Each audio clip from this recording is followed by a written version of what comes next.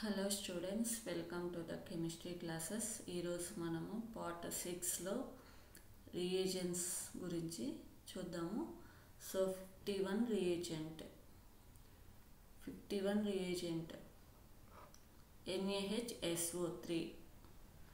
So ఇది వచ్చేసి మనకు ఆల్డిహైడ్స్ అండ్ మిథైల్ కీటోన్స్ అనేవి అడిషన్ రియాక్షన్ జరుగుతుంది.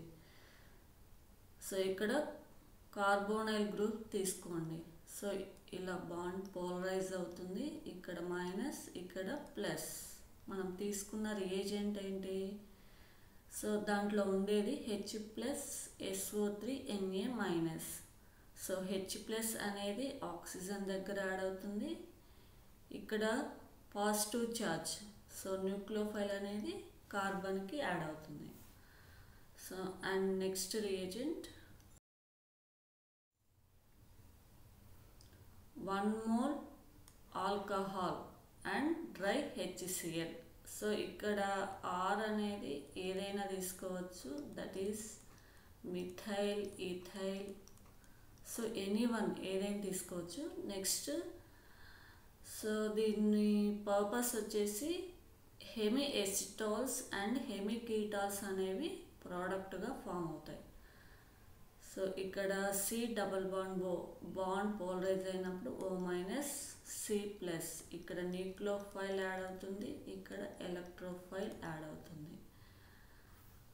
సో ఇక్కడ H+ అండ్ OR-. సో ఇది కూడా nucleophilic addition reaction. And next reagent 2 moles of ROH and dry HCl solvent. So ఇక్కడ ఫామ్ అయ్యేది మనకు ఎసిటాల్, కీటాల్. ఇక్కడ కూడా న్యూక్లియోఫిలిక్ అడిషన్ రియాక్షన్ అనేది జరుగుతుంది. బాండ్ పోలరైజ్ అవుతుంది. సో ఇక్కడ ప్లస్, ఇక్కడ మైనస్, ఇక్కడ న్యూక్లియోఫైల్ యాడ్ అవుతుంది, ఇక్కడ ఎలక్ట్రోఫైల్ అనేది యాడ్ అవుతుంది. So OR. So it is the acetal or ketal. Acetal means ఇక్కడ R, ఇక్కడ hydrogen, that is aldehyde. First one reactant అనేది ఆల్డిహైడ్ అయితే ఎసిటాల్ ఫామ్ అవుతుంది. తీసుకున్న కాంపౌండ్ కీటోన్ అయితే కీటాల్ అనేది ఫామ్ అవుతుంది. And next reagent NH2Z. Z means ఏదైనా అవ్వచ్చు. Z = hydrogen, methyl, ethyl, so anyone, ester. And next ఇక్కడ పర్పస్ వచ్చేసి addition of ammonia derivatives. Carbonyl compound కానీ ఆల్డిహైడ్ కాంపౌండ్ కానీ తీసుకున్నప్పుడు ఇక్కడ అమ్మోనియా డెరివేటివ్స్ తీసుకున్నప్పుడు ఇక్కడ -H2O రిమూవ్ అయ్యి మనకు ఇమైన్స్ అనేవి ఫామ్ అవుతాయి. దట్ ఈస్ సికి నైట్రోజన్కి మధ్య డబల్ బాండ్ ఉన్న కాంపౌండ్ అనేది ఫామ్ అవుతుంది. And next reagent red phosphorus, halogen and plus H2. At least 1 alpha hydrogen atom. దీనినే మనము HVZ రియాక్షన్ అని కూడా అంటాం. సో మనకి reagent red phosphorus and halogen తీసుకున్నప్పుడు ఇచ్చిన రియాక్టెంట్లో యాసిడ్ గ్రూప్ COOH ఉన్నప్పుడు దాని పక్కనే ఉన్న కార్బన్ మీద ఒక హైడ్రోజన్ ప్లేస్లో హాలోజన్ అనేది సబ్స్టిట్యూట్ అవుతుంది. సో ఇది మీరు గుర్తుపెట్టుకోవాలి. ఇక్కడ హాలోజన్ X అనేది క్లోరిన్ అవ్వచ్చు, బ్రోమిన్ అవ్వచ్చు. క్లోరిన్ అయితే క్లోరిన్ సబ్స్టిట్యూట్ అవుతుంది, బ్రోమిన్ అయితే బ్రోమిన్ సబ్స్టిట్యూట్ అవుతుంది.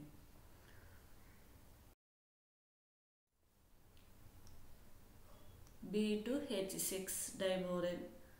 అండ్ నెక్స్ట్ ఇక్కడ రిడక్షన్ ఆఫ్ యాసిడ్. సో మనకి ఇచ్చిన కాంపౌండ్లో యాసిడ్ గ్రూప్ ఉంటే ఫస్ట్ ప్రిఫరెన్స్, ఫస్ట్ యాసిడ్ మాత్రమే ఇది రిడక్షన్ చేస్తుంది. సో యాసిడ్ టు ఆల్కహాల్స్ అనేవి ఫామ్ అవుతాయి. Reagent CHCl3 and KOH primary amine test. దీన్నే మనము కార్బైల్ అమైన్ టెస్ట్ అని కూడా అంటాం. ఇక్కడ ఫామ్ అయ్యేది ఐసోసైనైడ్. సో దీన్నే మనము ఐసోసైనైడ్ టెస్ట్ అని కూడా అంటాం. So RNH2. So it is the primary amine and in presence of CHCl3 and KOH to form alkyl isocyanide. ఇలా ఉంటేనేమో cyanide R CN R NC, ఇలా ఉంటే ఐసోసైనైడ్.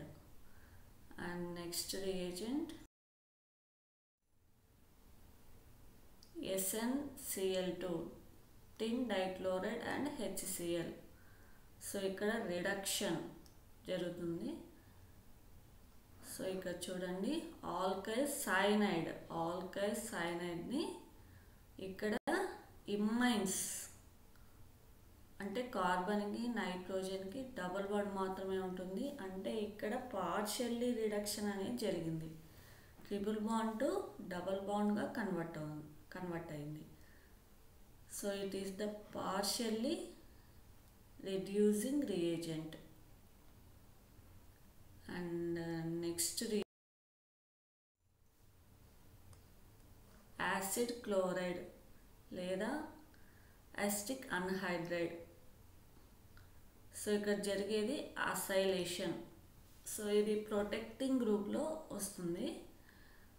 సో మనకి ఇక్కడ అమైన్ గ్రూప్ కానీ లేదా OH గ్రూప్ కానీ ఇక్కడున్న అసిడిక్ హైడ్రోజన్ అనేది రిమూవ్ అయ్యి అసైల్ గ్రూప్ అనేది సబ్స్టిట్యూట్ అవుతుంది. అసైలేషన్ అనేది జరుగుతుంది. And next reagent PHS double bond O Cl. Hinsberg reagent అంటాం దీన్ని.